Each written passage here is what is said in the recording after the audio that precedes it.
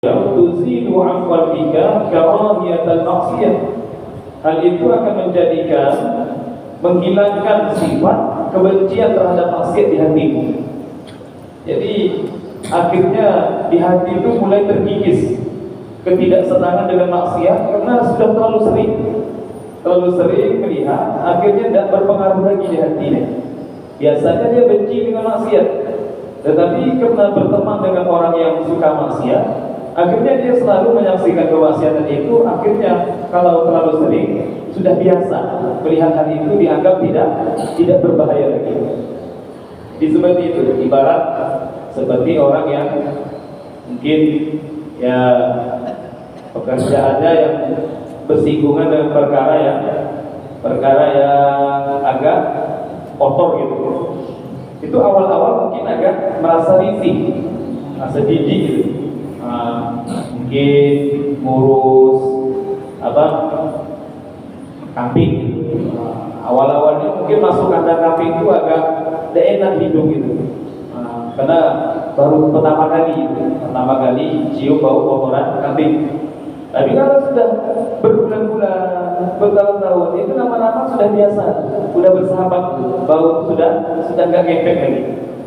Tapi kalau tiba-tiba suatu waktu dokter datang, orang yang biasa bersih, tidak pernah kesinggung hal semacam itu, masuk dia, wah itu mungkin bisa bersih dia, nyengat gitu. Itu kurang lebihnya seperti itu terhadap maksiat. Jadi kalau terlalu sering, kata Imam Al-Ghazali, menyaksikan perbuatan fasik dan maksiat, nanti itu akan timbul terkikis. Rasa tidak senang dengan maksiat, benci terhadap maksiat itu nanti mulai terkikis karena sudah terlalu sering menyaksikannya. Itu disebabkan seperti apa? Disebabkan kenapa?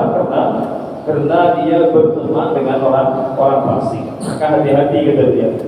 Bukan hanya itu, wa yuhawwinu 'alaika amruha, dan engkau pun akan bisa menjadi mudah untuk melakukannya.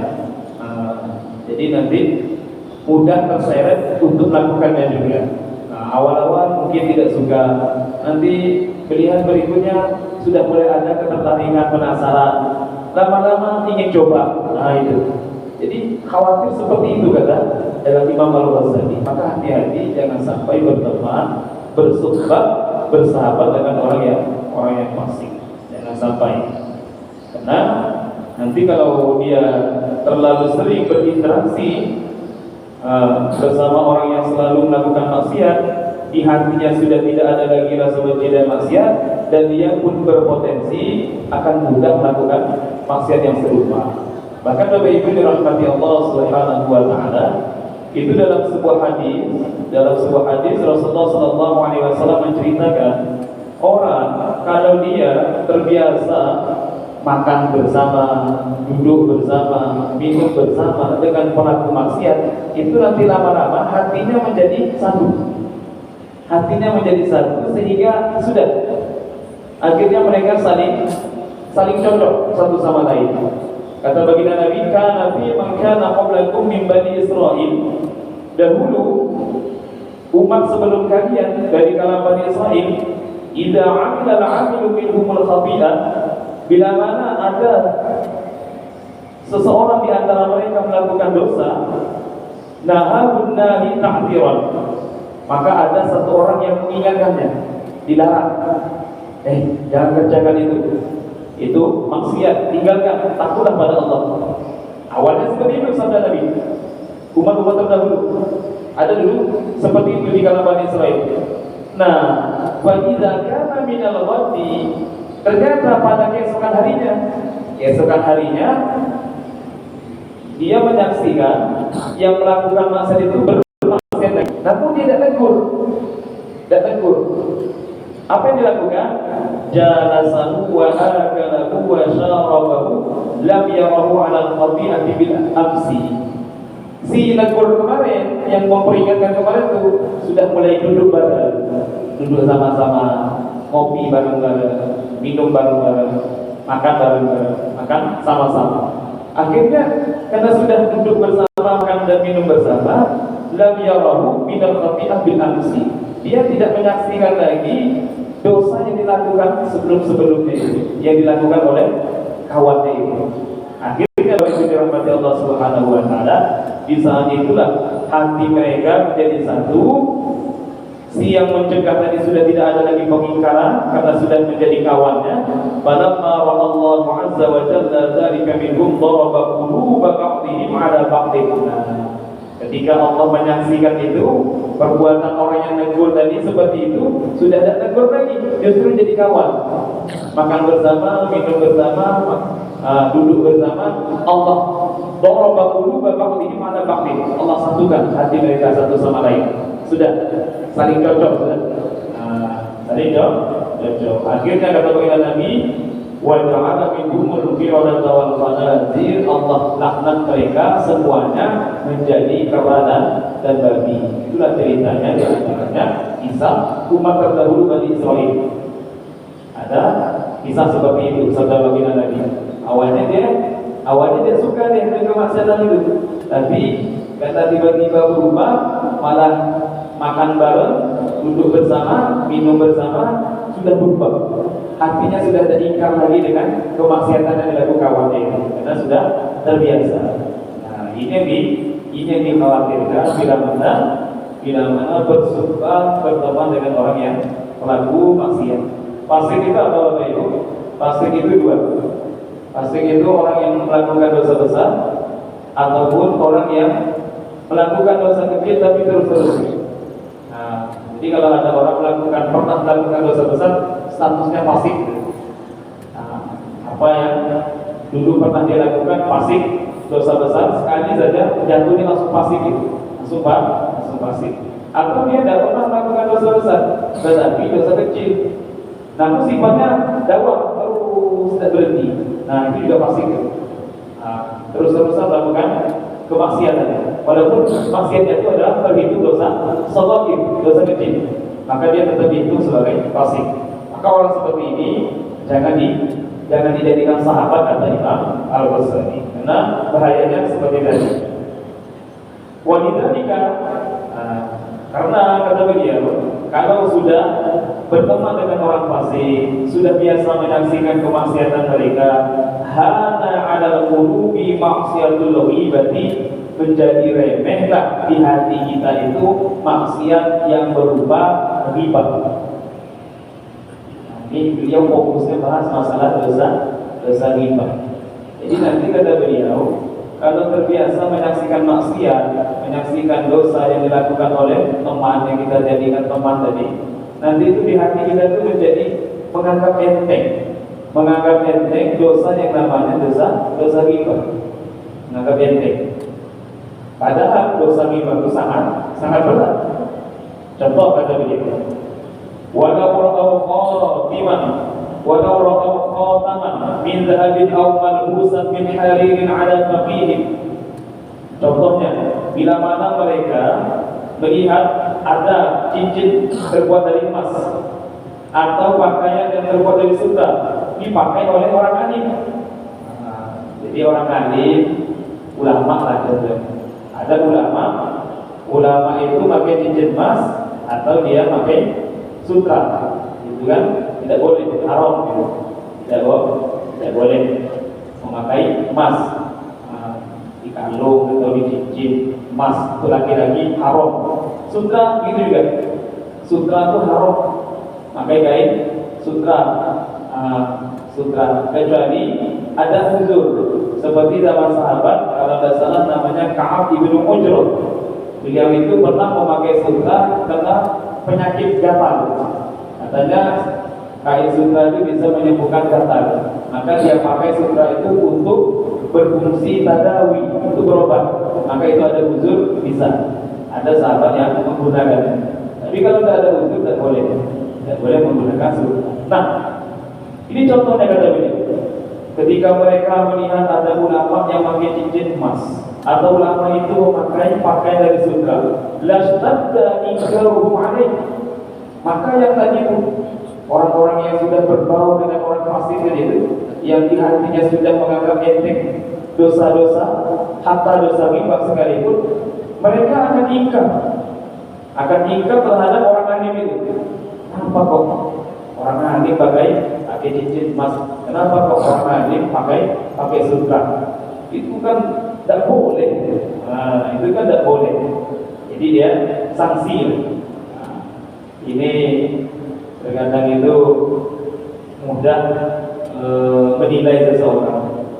Apalagi terkadang ini maaf, ini untuk pemahaman kita sedikit di tengah masyarakat. Kadang itu ada satu ungkapan yang ini mungkin agak bahasanya menarik, terutama anak-anak yang menyantren, anak-anak pondok pesantren.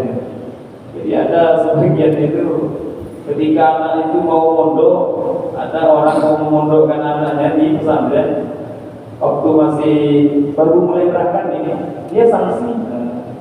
Apa dia katakan? Mondok, ada jaminan nanti kalau selesai mau makan apa, mau ngasih makan apa orang. Dianggap mondok itu ada jaminan nanti. Nanti mondok itu larat gitu. Jadi dia ingkar.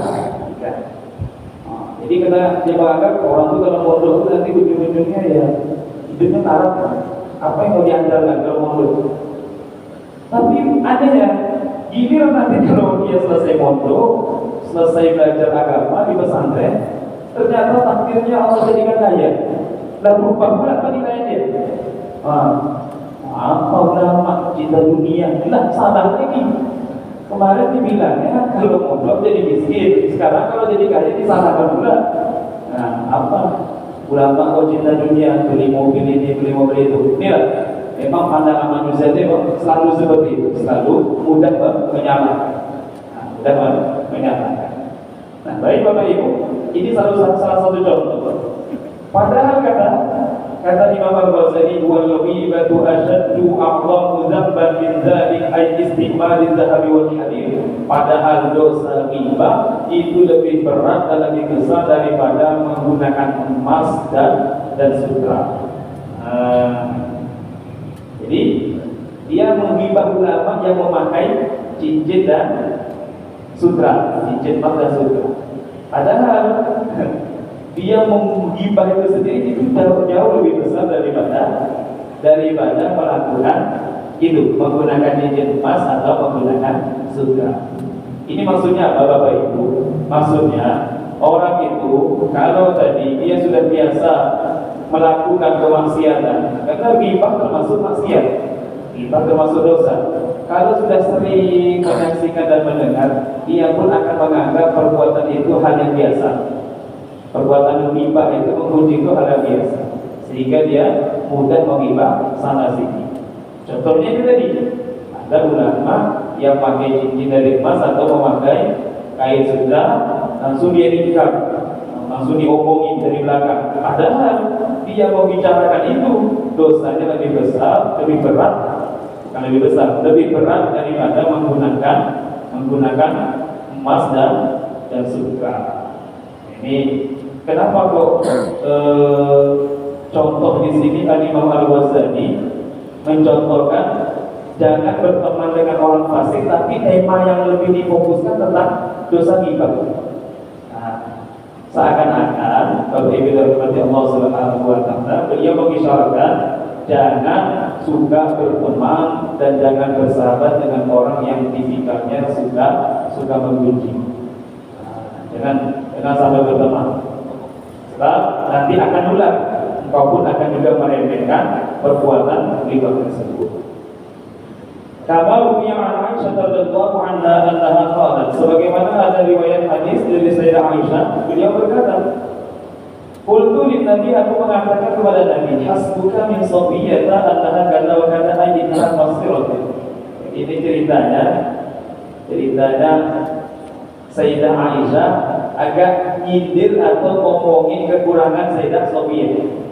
Bapak Ibu dirahmati Allah, coba lihat. Setelah Sayyidah Aisyah, istri baginda Nabi, sahabiah, itu pun tidak luput dari yang namanya dosa ghibah. Berarti memang ini satu dosa yang memang sangat sulit dihindari. Sering disampaikan, hatta ahli agama sekalipun kadang kena. Jangankan ahli agama, ceritanya bukan ahli agama lagi,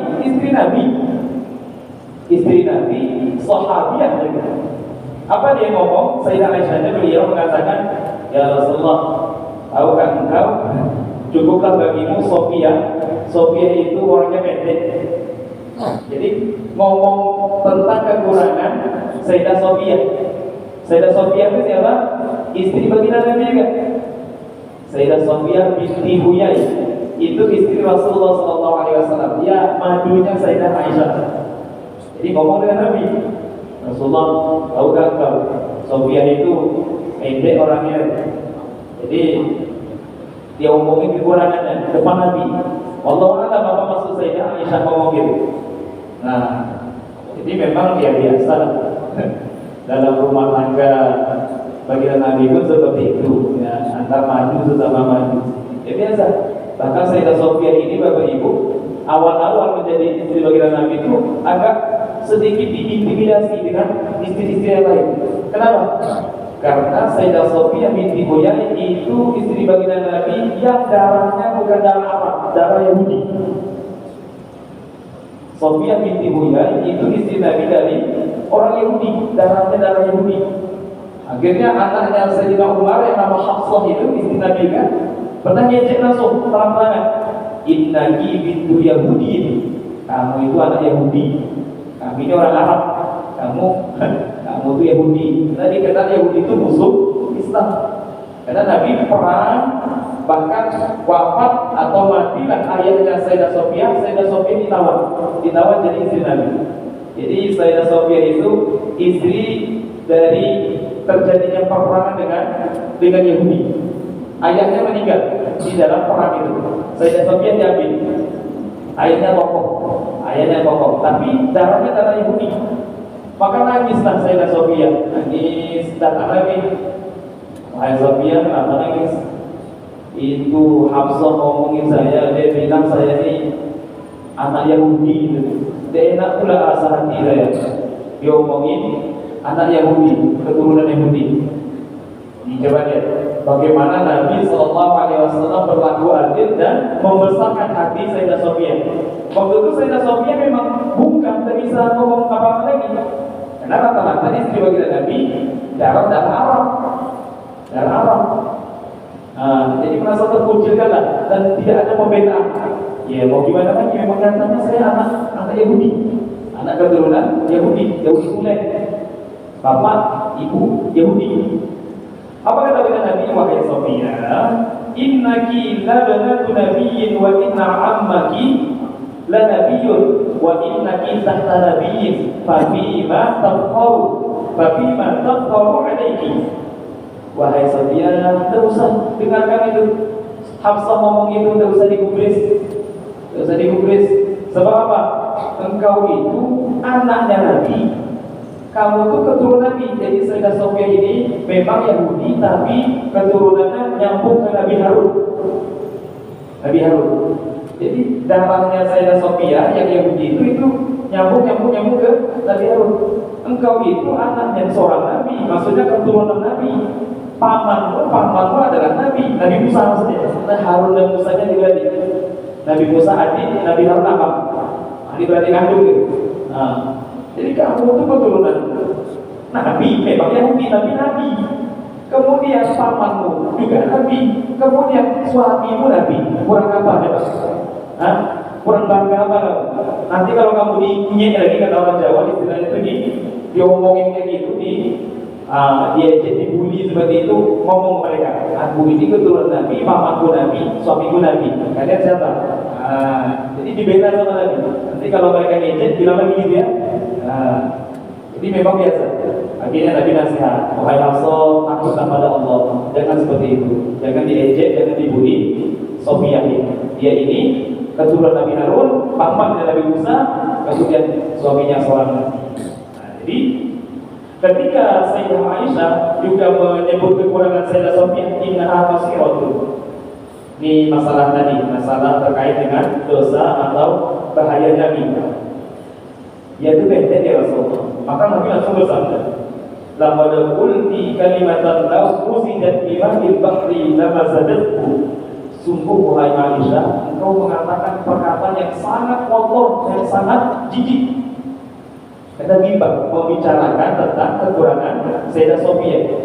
Yang mana satu kalimat yang kau ucapkan, innaha qasiratud din, itu pendek. Wahai Aisyah, sekiranya kalimat yang kau ucapkan yang singkat itu dimasukkan ke samudra air lautan, maka saking busuk dan jijiknya perkataanmu itu bisa menjadikan seluruh air samudra itu menjadi bau dan busuk. Gimana itu? Dahsyatnya, menjijikannya dosa ghibah itu. Ini bahaya betul. Kata bagaimana lagi? Kalimat kau menghibah Sofia itu, wahai Aisyah, itu kalau ditampakkan, dimasukkan ke laut itu berubah jadi bau gitu. Laut itu akan berubah menjadi sangat busuk dan menjijikkan. Padahal laut itu apa ya? Luas itu. Bukan air ember. Kalau ember mungkin tidak. Laut seluas-luas itu hanya dengan kalimat dosa ghibah yang singkat, innaha qasiratun, Sofia itu pendek. Bukan masalah Sofia pendeknya, masalah perbuatan membicarakan kekurangan orang. Kalimat itu adalah ghibah, itu dosa itu sangat jijik dan sangat busuk. Kalau dimasukkan ke samudra sekalipun, air lautan pun ikut menjadi busuk. Masya Allah, bagaimana busuknya itu. Maka Bapak Ibu dirahmati Allah, kita ini, kata Sayyidina Ali Al-Khawwas, guru daripada Syekh Abdul Wahab Asy-Sya'rani, beliau mengatakan, "Lau kasyafa lil 'abdi la ra'al ma'a alladhi yatatahharu minhu an-nasu fil matahir la ra'a nasnatan wa qurratan." Sekiranya hamba-hamba Allah itu diberikan mukasyafah, disingkap, diberikan kita ini semuanya kasyaf gitu, kasyaf kita, maka pasti mereka akan melihat bekas-bekas atau air-air yang digunakan untuk bersuci, berwudu itu betul-betul air yang sangat qadarati, sangat menjijikkan dan sangat busuk. Cuma kita tidak nampak gitu. Yang nampak hanya orang istimewa. Kalau orang-orang yang batinnya suci itu nampak dia. Dan dosa itu sangat-sangat menjijikkan. Bahkan ini sedikit cerita, di Jawa itu ada seorang kiai. Itu kalau disebutkan zina langsung muntah dia. Maka sampai-sampai ustaz-ustaz tidak berani ngomong bicara tentang perbuatan yang menjijikkan itu, dosa zina. Contohnya ustaz itu cerita, Pak Yai, ada kasus di daerah ini, ketemuan laki-laki anak muda dengan anak mudi, laki-laki perempuan, dia berzina, langsung dia pergi, langsung muntah. Kalau kita mungkin kalau ketemu bangkai yang jelas-jelas tahu baru muntah mungkin. Kalau beliau tidak, itu sifatnya cuma kedengaran dosa yang berupa zina, disampaikan langsung muntah dia, langsung muntah. Karena memang sangat-sangat jijik. Dosa itu kalau ditampakkan sangat menjijikkan dan sangat bau. Dan ini diceritakan dalam kitab juga, kitab Mizanul Kubro karya susunan Syekh Abdul Wahab Asy-Sya'rani. Kita kenal imam yang empat itu, yang paling awal Imam Abu Hanifah. Imam Abu Hanifah atau Imam Hanafi itu diceritakan dalam kitab Mizanul Kubro itu, Bapak Ibu. Beliau berangkat dari rumah ke masjid.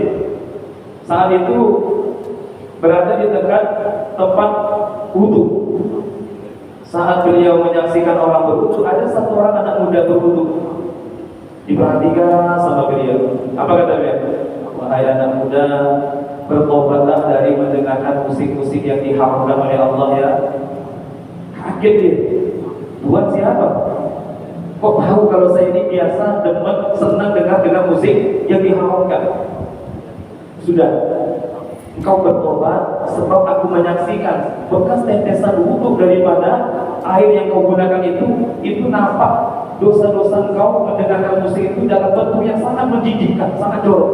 Ada yang mengatakan kalau Gus Bahadirina itu bentuknya tikus yang sangat jorok itu. Maka langsung tobat ya. Dan lama dia lagi ada bapak-bapak, langsung dia berwudu. Imam Abu Hanifah bilang, wahai bapak, kamu sudah tua, tobatlah dari berzina. Sudah, jangan lagi berzina, cepat tobat sebelum ajal datang. Kaget dia. Tuhan siapa? Kok bisa tahu? Padahal tidak ada yang tahu perbuatan itu kecuali saya. Kok Tuhan bisa mengatakan saya bermaksiat berzina? Aku menyaksikan bahwasanya bekas tetesan wudhumu itu mengeluarkan dosa-dosa itu berguguran. Dosanya itu sangat menjijikkan. Ada yang mengatakan seperti babi, sangat menjijikkan, jorok sekali. Nah, ada lagi seorang pemuda, akhirnya bapak itu obat. Ada lagi pemuda itu butuh, kemudian dia ditegur, baik pemuda, bertobatlah pada Allah, jangan suka mengeraskan suaramu di hadapan orang tuamu, di hadapan ibu. Masya Allah, kaget lagi deh. Buat siapa? Kok bisa tahu kalau saya biasa mengeraskan suara saya di depan orang tua saya kalau ngomong? Saya melihat dosamu bergugur itu sangat menjijikkan dari bekas tetesan air wudhu itu. Jadi memang sebenarnya itu kalau orang-orang yang arbabul qulub, orang-orang yang memang hatinya suci seperti itu, memang bisa menyaksikan dosa itu sangat menjijikkan dari itu. Sehingga tidak salah kalau baginda Nabi mengatakan perkataan dosa ghibah yang dikatakan oleh Sayyidah Aisyah itu yang begitu menjijikkan, kalau dicampur dengan air samudra, air laut bisa ikut kecampur menjadi musuh. Karena memang betul terbukti banyak orang-orang yang dibukakan oleh Allah. Akhirnya Imam Abu Hanifah, Bapak Ibu, risih juga. Jadi kayak tidak nyaman itu. Karena langsung nampak menyaksikan itu apa yang gugur dari bekas tetesan itu, nampak dosanya. Oh ini baru minum koma. Ini dosanya ini nampak. Nah, kalau kita dapat itu pertahankan. Kalau Imam Hanifah langsung doa, ya Allah, saya tidak nyaman dengan seperti ini. Aib saudara saya menjadi terbuka, minta hilangkan segera. Langsung Allah singkap, tutup lagi. Kasarnya ditutup oleh Allah. Dulu awalnya fatwanya Imam Abu Hanifah itu, makanya beliau tidak kenal istilah air mustaqbal, tidak kenal. Kalau kita kan air, kalau 2 gula kita gunakan untuk berwudu, jatuh dia tidak masalah itu, karena dia 2 gula. 2 gula itu air banyak, walaupun kena tetesan masuk ke situ bekas air wudu kita, bekas kita bersuci dan menjadikan mustaqbal. Nah, tapi kalau kurang dari 2 bulan bisa mustaqbal. Itu pun nanti dengan perincian seperti ada ketentuan seperti apa yang dikatakan mustaqbal. Ketentuan yang dikatakan mustaqbal, sekiranya air yang jatuh itu dijadikan bentuk tinta, jadi warna bisa nggak berubah. Kalau nggak berubah belum tentu jadi mustaqbal walaupun ada percikan kurang dari 2 bulan. Kalau Imam Abu Hanifah, karena beliau menyaksikan menjijikkannya itu bekas tetesan air yang dari wudu itu dosa-dosanya, maka beliau langsung mutanajis. Karena nampak itu air yang kena itu jadi ikut rusak, ikut rusak. Sebab dosa-dosa yang berguguran dari tetesan air wudu tersebut. Maka tapi akhirnya beliau minta, ya Allah, tutup ini kasyaf ini, saya minta ditutup. Akhirnya ditutup oleh Allah, akhirnya nampak lagi. Jadi biasa, dan nampak lagi. Masya Allah. Imam Abu Hanifah, dia wajar Bapak Ibu. Imam Abu Hanifah ini terkenal orang yang sangat soleh. Di antara kesolehan beliau, nih kita di momen bulan Rajab, bulan menyongsong persiapan menyambut Ramadan. Rajab, Sya'ban, Ramadan bulan Al-Quran. Beliau ini juga terkenal dengan suka baca Al-Quran. Sehingga Abu Hanifah ini, Bapak Ibu, beliau ada satu tempat khusus menghatamkan Quran. Disitulah beliau meninggal. Di situ meninggal di tempat beliau biasa membaca Quran, menghatamkan Quran, dan dihitung oleh muridnya sudah menghatamkan 7.000 kali khatam. Imam Abu Hanifah ini. Disitulah beliau meninggal, di tempat beliau yang biasa menghatamkan Al-Quran yang sebanyak 7.000 kali. Wajar-wajar saja orang yang sangat dekat pada Allah Subhanahu wa Ta'ala. Sehingga nampak itu, nampak menjijikkan dan begitu musuhnya dosa-dosa yang dilakukan oleh seorang hamba Allah Subhanahu wa Ta'ala. Baik Bapak Ibu dirahmati Allah Subhanahu wa Ta'ala, ini adab yang atau kriteria yang ketiga yang kemarin kita sampaikan dalam mencari atau menjadikan seseorang sahabat. Hendaknya Yang ketiga itu kita cari dia adalah orang yang memiliki sifat soleh, bukan orang yang suka bermaksiat, suka berlaku fasik. Kemudian Ar-Rabi'atu yang keempat, ciri-ciri yang keempat dalam mencari teman atau menjadikan seorang itu sebagai sahabat. Ar-Rabi'atu yang keempat, ciri yang keempat yang kita jadikan sebagai teman, Allah yakuna rafiqu harisan 'ala dunya. Jangan sampai engkau berteman dengan orang yang dia ini rakus ambisi terhadap dunia, ya, rakus dan ambisi terhadap dunia. Kenapa? Fasuhbatul harisi 'ala dunya summun qatilun. Sebab berteman dengan orang yang rakus terhadap dunia itu merupakan racun yang mematikan. Racun yang mematikan. Sebab apa Bapak Ibu? Ternyata sumber dari segala kesalahan adalah ra'su kulli khati'atin hubbud dunya. Ambisi, cinta terhadap dunia merupakan pangkal daripada segala dosa. Segala dosa. Itu sumbernya karena cinta dunia yang berlebihan. Adanya korupsi. Kenapa? Karena ambisi, rakus. Sekiranya dia merasa cukup dengan apa yang diberikan, yang halal saja sudah, tidak akan mau dia berlaku korupsi. Kenapa dia kok bisa suap menyuap? Karena ambisi. Membeli suara karena ambisi. Dia ambisi terhadap dunia. Dunia bukan hanya duit, kedudukan, jabatan itu juga dunia. Maka jangan berteman dengan orang yang ambisinya adalah dunia. Karena berteman dengan orang yang ambisi terhadap dunia merupakan racun qatilun yang mematikan, kata Imam Al-Ghazali. Apalagi di anna tiba'a majbulatun 'ala tashabbuhi wal iqtidai. Karena watak itu bisa berulang. Jadi at-tabi'u asratu. Karakter watak itu bisa mencuri diam-diam. Dan itu sifatnya semu, tidak terasa, tanpa sadar. Jadi watak itu memang diciptakan ada tasyabbuhi wal iqtida. Dia itu selalu meniru dan mengikuti. Dia condong niru dan ikuti. Tabiat seseorang manusia condong untuk niru dan ikut. Maka kalau dia biasa berteman dengan orang yang punya watak rakus dengan dunia, lama-lama nanti kalau selalu bersama itu berinteraksi, bermulazamah, nanti dia kecantol ikut juga, timbul tabiat rakus terhadap dunia. Dan memang tidak sadar, tidak terasa, tanpa sadar, perlahan. Jadi semacam dia ini menular. Yang tadi cuma temannya yang rakus, dia pun keikut juga menjadi ambisi dan rakus terhadap dunia. Famujalasatul harisi, maka duduk bersama orang yang ambisi terhadap dunia, tuharikul hirsa, menggerakkan ambisi kamu untuk dunia. Wa tazidu fi hirsika, dan menambah sikap rakusmu terhadap dunia.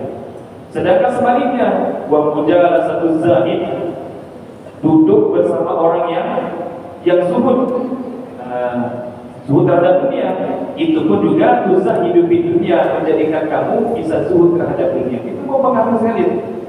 Duduk dengan orang yang punya karakter yang zuhud, kita pun nanti ikut ada aura ingin zuhud juga. Tapi kalau duduk dengan orang yang ambisi dengan dunia, kita pun nanti akan ada rasa ingin condong pada dunia. Bapak Ibu dirahmati Allah, namun perlu kita ketahui bahwasanya zuhud itu bukan berarti tidak punya dunia, bukan. Zuhud itu kaitannya dengan hati. Dengan hati.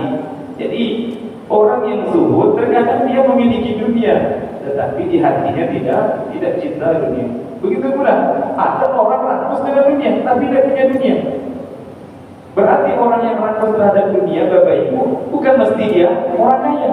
Orang miskin pun bisa jadi, cuma kebetulan tak kesampaian. Cuma pengen saja, ambisi. Jadi urusan rakus dan zuhud ini kaitannya ada dengan hati. Kemudian Bapak Ibu dirahmati Allah Subhanahu wa taala, di sini disebutkan Falidzalika tukrahu suhbatu tullabid dunya. Maka hukumnya makruh berteman dengan orang yang hobinya itu cari dunia, yang dibicarakan dunia, yang dibahas dunia. Pokoknya seakan-akan itu dalam dirinya itu yang tampil hanya dalam pandang kita urusan dunia saja, urusan akhirat belas tidak nampak sama sekali. Nah, itu makruh berteman dengan orang seperti itu. Pokoknya kalau duduk dan dia yang dibahas cuma dunia, nah bahas agama, nah bahas ilmu, tidak connect sama sekali. Pokoknya mau nyenggol masalah agama dipanikan lagi, mau bicara dunia, itu tidak dianjurkan, itu makruh. Tapi ini orang ini ambisi sekali untuk dunia. Wa yustahabu dan disunnahkan sunnatul raghibi fil akhirah. Disunnahkan berteman dengan orang yang senang dengan akhirat. Nah, di antaranya itu tadi. Di antaranya karena ini urusan hati. Urusan hati itu akan tampak dari apa yang diucapkan. Kalau dia senang bicara akhirat, bicara ilmu agama, insya Allah ini orang yang demen, orang yang senang dengan akhirat. Ini kita dianjurkan berteman dengan orang seperti ini. Nah, untuk mengetahui seseorang hatinya itu kita tidak bisa menerawang. Cukup dengarkan apa yang suka dibicarakan oleh dia. Itu menggambarkan isi hati. Nah, karena ada istilah syair seperti ini. Innal kalama fil qur'ani wa innama ju'ila al-lisanu 'ala al-qur'ani dalila. Ucapan itu menunjukkan hati seseorang. Karena hati lidah ini menunjukkan hatinya seseorang. Apa yang diucapkan itulah yang ada dalam hatinya. Maka kalau kita melihat ada orang kok sukanya bicara urusan akhirat, urusan ilmu agama, insya Allah dia termasuk orang yang suka agama, suka akhirat. Dan inilah yang dianjurkan untuk berteman dengannya. Bapak Ibu dirahmati Allah Subhanahu wa taala, mudah-mudahan kita ditolong oleh Allah Subhanahu wa taala untuk senantiasa berteman dengan orang-orang yang benar, dengan orang-orang yang bisa mendekatkan diri kita kepada Allah Subhanahu wa taala. Amin ya rabbal alamin. Mungkin cukup sekian nanti kita pada malam hari ini kita tutup dengan tasbih kafaratul majlis. Subhanallah wa bihamdika asyhadu an la ilaha illa anta astaghfiruka wa atubu ilaik. Bismillahirrahmanirrahim. Alhamdulillah rabbil alamin wassalatu wassalamu ala asyrafil anbiya'i wal mursalin sayyidina wa maulana Muhammadin wa ala alihi washabbihi ajma'in. Allahumma anfa'na bima 'allamtana wa 'allimna ma yanfa'una wa zidna 'ilma bihamdillahi 'ala kulli hal wa na'udzu billahi min hadhihi nar. Wa sallallahu ala sayyidina Muhammadin wa ala alihi washabbihi wa baraka wa sallam. Alhamdulillahi rabbil alamin. Assalamualaikum warahmatullahi wabarakatuh.